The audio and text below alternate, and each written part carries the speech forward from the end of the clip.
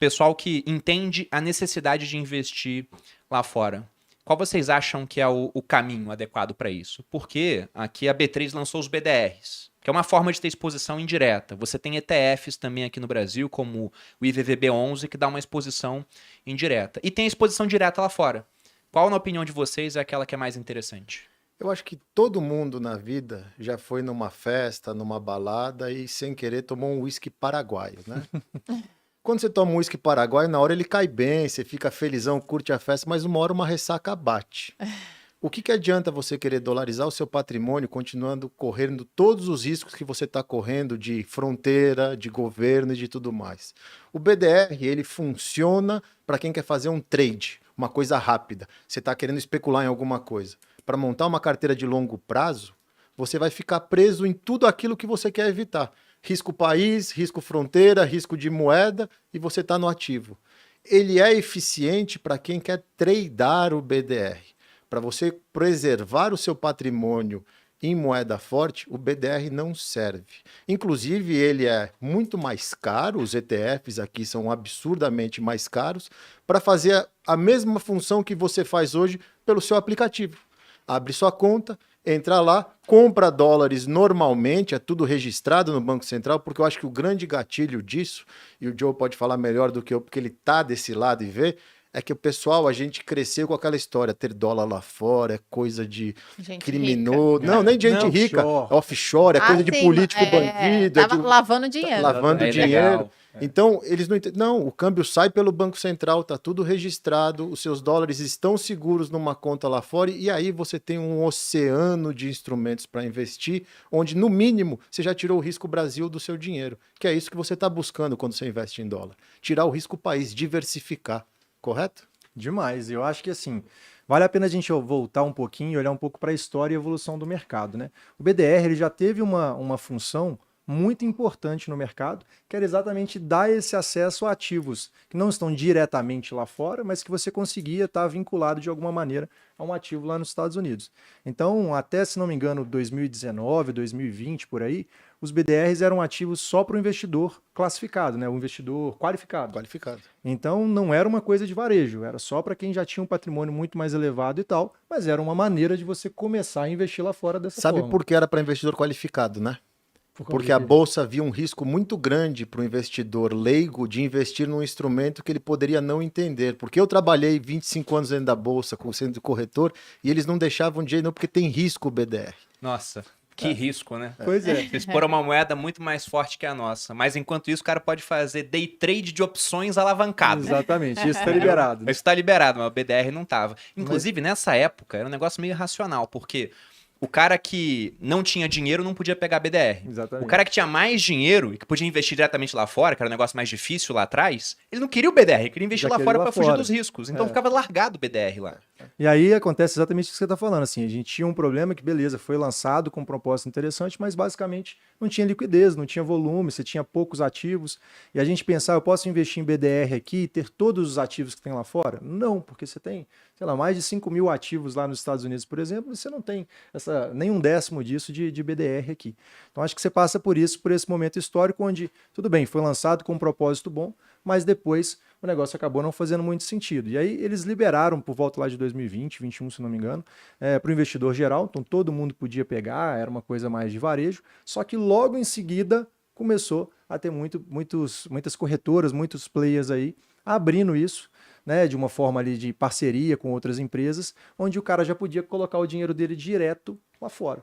Então lá no Inter, onde eu tô, a gente está nesse momento aí com uma parceria com a Apex, que é exatamente assim, né? O cara entra dentro do Super App do Inter ali, ele consegue o acesso à Apex, que vai fazer esse processo que a gente chama de Introduce Broker lá, que a gente tá como isso, e o cara consegue acessar diversos ativos lá no mercado americano. Então, quando você olha já no sentido de simplificação, de simplicidade para você investir lá fora, já não tem mais motivo para você estar colocando o dinheiro aqui em BDR.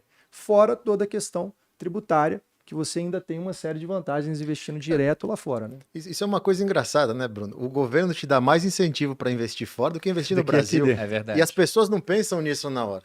Porque quando você investe no Brasil, alguns instrumentos, os ETFs não entram, mas você tem a isenção de R$ 20 mil por mês. Se você vender as suas ações, você não paga imposto sobre ganho de capital.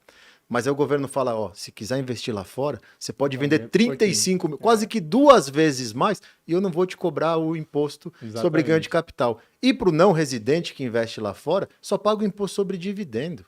Entendeu? Então, assim, se já não tem imposto lá fora, você vai pagar o imposto sobre dividendo, pô, é 30%, o pessoal chora. Cara, não é nada isso.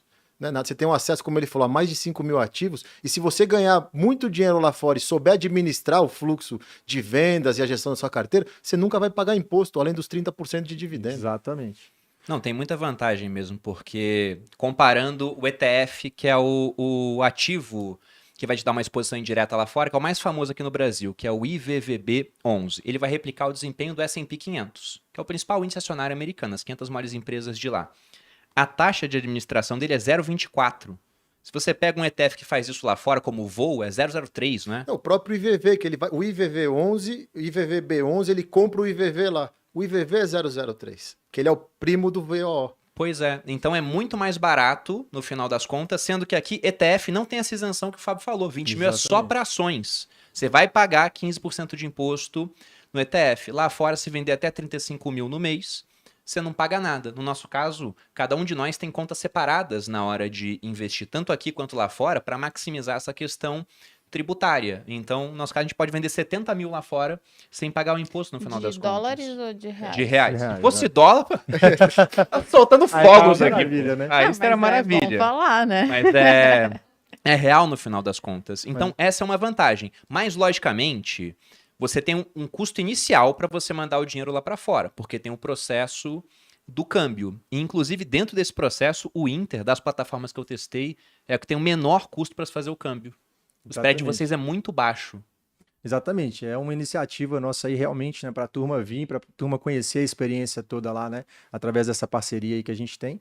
E a gente está com esse spread hoje que chega em alguns casos a 0,75%, que é uma taxa bem baixa se você for comparar com os outros players que tem aí. É muito baixa mesmo. E é muito transparente, que é uma coisa que a gente gosta de falar, né, porque você consegue ver ali antes de mandar o dinheiro, você está vendo todas as taxas antes de você apertar o botão de confirmar ali. Então você está vendo exatamente quanto que você está pagando para levar o seu dinheiro do Brasil para fora para dolarizar ele. E depois, para você adquirir o seu ativo lá, aí já não tem taxa. É corretagem zero.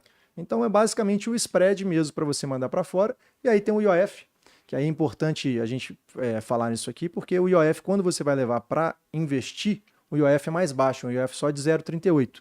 Quando você vai fazer, por exemplo, vai colocar o dinheiro numa conta corrente americana, alguma coisa assim, que é para compra, para débito, alguma coisa, o IOF já é de 1,1. 1,10 na verdade. Então tem mais esse benefício de novo, é o governo te ajudando a botar dinheiro lá fora para você investir. Até o Haddad ver esse podcast e pensar, cara, temos que mexer nessa taxa, né? Eu considero que isso pode vir a acontecer, tá, gente? Esse IOF de 0,38 é algo que tem que ser aproveitado, porque se o governo quer tributar o rico, né, na concepção do governo, quem vai investir lá fora é o rico. Embora não tenha valor mínimo para se investir. Porque lá fora você pode comprar, cara, fração de uma ação, às vezes tem para todos os bolsos no final das contas. Mas o custo que você tem é esse spread do dólar. O que é esse spread? Quando você olha a cotação do dólar no Google e for comprar dólar numa casa de câmbio, por exemplo, nunca é igual, né? Porque eles têm que ter o lucro deles. Então, do Inter chega a 0,75, como você disse. Então, um spread realmente muito baixo. Aí você tem esse custo inicial. Tem esse IOF de 0,38, mas depois você compra ativos lá fora com exposição direta, sem o risco de uma manipulação do câmbio, que pode vir a acontecer um dia, e com essa vantagem tributária de poder vender até 35 mil no mês, isento de imposto. E essa questão do câmbio é uma questão que o pessoal não dá importância. Eu costumo falar que BDR ele é muito parecido com investir lá fora, até o dia que pode não ser mais.